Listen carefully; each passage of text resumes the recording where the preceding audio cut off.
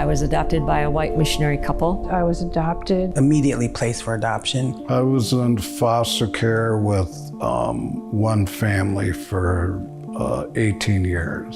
They were white. My parents loved us, and I understand that, but at the same time, they took the idea that they were saving me. Saving us from ourselves. Being saved, and I should be grateful for the life that I've been given, because any child on the reservation would give anything to live as I was living. They took us away from our mom. They came marching right in and literally took us and thousands of other children from their home. It's a way to eradicate us.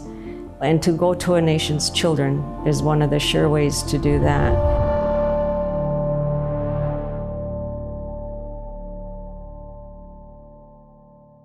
The U.S. has a long and brutal legacy of attempting to eradicate Native Americans. For centuries, they colonized Native American lands and murdered their populations. They forced them west and pushed them into small, confined patches of land. But Native Americans resisted. A Board of Indian Commissioners report said, instead of dying out under the light and contact of civilization, the Indian population is steadily increasing. And that was an obstacle to total American expansion. So the U.S. found a new solution: to absorb and assimilate them. It all started with an experiment and a man named Richard Henry Pratt. He had in his charge some prisoners of war, and he taught these men how to speak English, how to read and write, and how to do labor. He dressed them in military uniforms and basically ran an assimilation experiment. And then he took his results to the federal government and said, they're capable of being civilized. So he was able to get this project funded. In 1879, the government funded Pratt's project, the first ever off-reservation boarding school for Native American children. His motto was to kill the Indian and save the man. What started there at the Carlisle Indian Industrial School was nothing short of genocide, disguised as American education. Children were forcibly taken from reservations and placed into the school, hundreds, even thousands of miles away from their families. They were stripped of their traditional clothing, their hair was cut short. They were given new names and forbidden from speaking their native languages. To take our children and to indoctrinate them into Western society, to take away their identity as Indigenous peoples, their tribal identity. I think it's one of the most effective and insidious ways that the U.S. did do harm to Indigenous peoples here, because it targeted our children, our most vulnerable. And they tried to make us ashamed for being Indian, and they tried to make us something other than Indian. There are also accounts of mental, physical, and sexual abuse, of forced manual labor, neglect, starvation, and death. My great-grandfather went to Carlisle, and nobody in my family ever talked about it. So if you Google Indian boarding schools, the majority of the pictures that you will see will be actually from Carlisle. Colonel Pratt created propaganda. He hired a photographer to create those before and after photos to show that his experiment was working. So it was, intentional propaganda. And it worked. The Carlisle model of education swept the country and led to the creation of over 350 boarding schools to assimilate Native American children. On the one hand, we have the Navajo as we find him in the desert. Few of these boys and girls have ever seen a white man. Yet, through the agencies of the government, they are being rapidly brought from their state of comparative savagery and barbarism to one of civilization. In 1900, there were about 20,000 Native American children in these schools. By 1925, that number more than tripled. Families that refused to send their kids to these schools faced consequences like incarceration at Alcatraz or the withholding of food rations. Some parents who did lose their children to these schools even camped outside to be close to them. many students ran away. Some found ways to hold on to their languages and cultures. Others, though, could no longer communicate with family members. And some never returned home at all. By stripping the children of their Native American identities, the U.S. government had found a way to disconnect them from their lands. And that was part of the U.S. strategy. During the same era in which thousands of children were sent away to boarding schools, a number of U.S. policies infringed on their tribal lands back home. In less than 5 decades, 2/3 of Native American lands had been taken away. The whole thing was purposeful.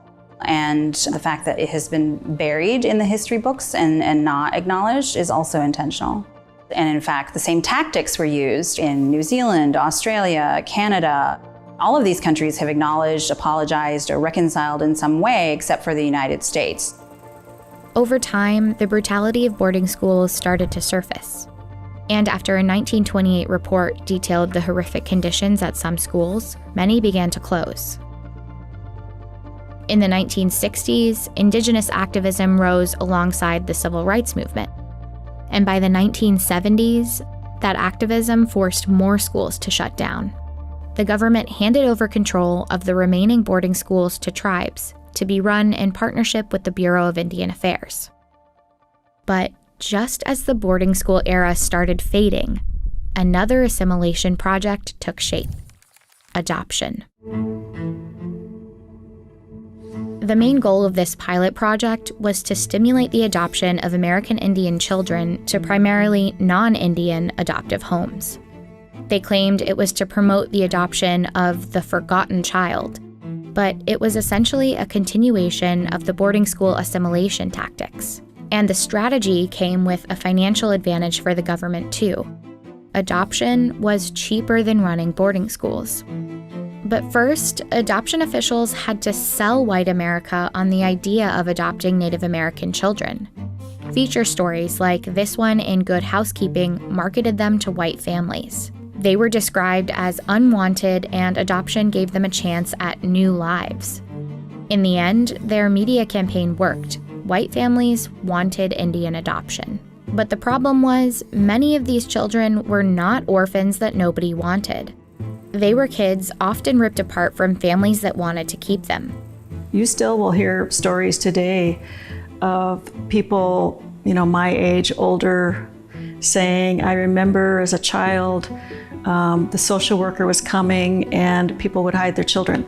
On reservations, social workers used catch-all phrases like child neglect or unfit parenting as evidence for removal. But their criteria was often questionable. Some accounts describe children being taken away for living with too many family members in the same household. An extended family is a big thing for Native people, and that means being judged for being in a house that's overcrowded. So it's always whiteness is the standard for success, and everything else is judged by that standard. By the 1960s, about 1 in 4 Native children were living apart from their families. The official Indian Adoption Project placed 395 Native American children into mostly white homes, but it was just one of many in an era of Native American adoptions. Other state agencies and private religious organizations began increasingly making placements for Native American children too.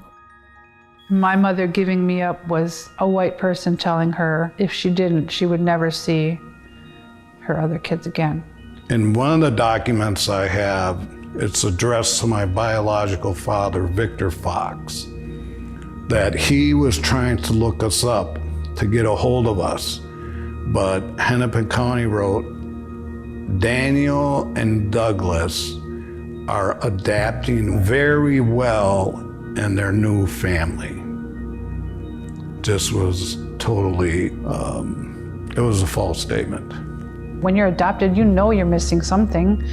I think I've likened it to having when someone has a 500-piece puzzle and they have all the pieces to make this pretty picture except one. My adoptive mother was not well, verbally, physically, and sexually, and spiritually abusive. So by By the time I was 14, I started drinking.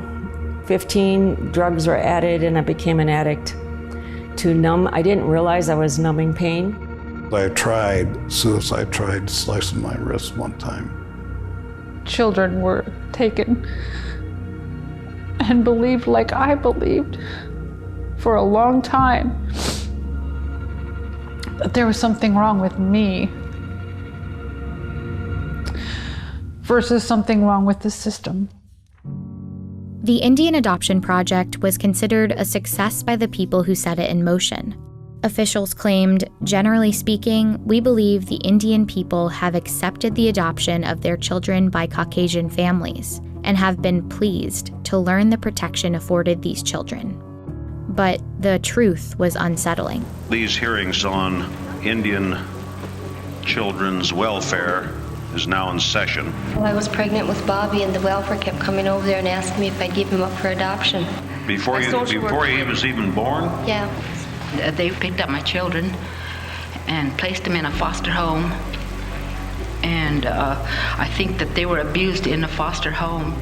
4 years after Native people organized in this Senate hearing, Congress passed the Indian Child Welfare Act, known as ICWA. It gives tribes a place at the table in court. States would be required to provide services to families to prevent removal of an Indian child.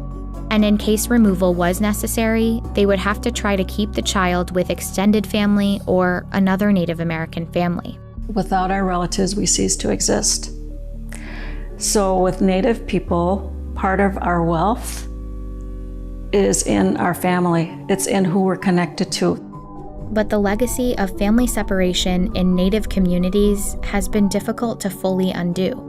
Today, Native American children are 4 times more likely to be placed in foster care than white children, even when their families have similar presenting problems.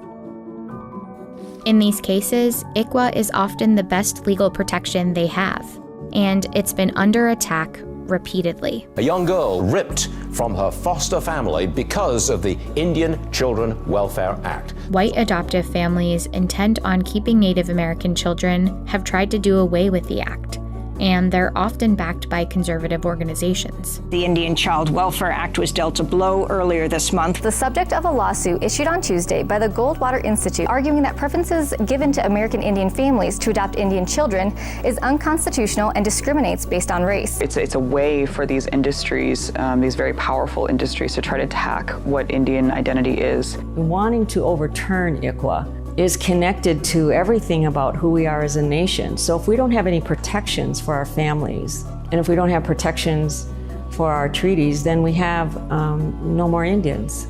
We've been under attack, we're going to continue to be under attack. And we have to just keep fighting. It's in our DNA to survive. We are nations that pre-exist European contact, and we are still here.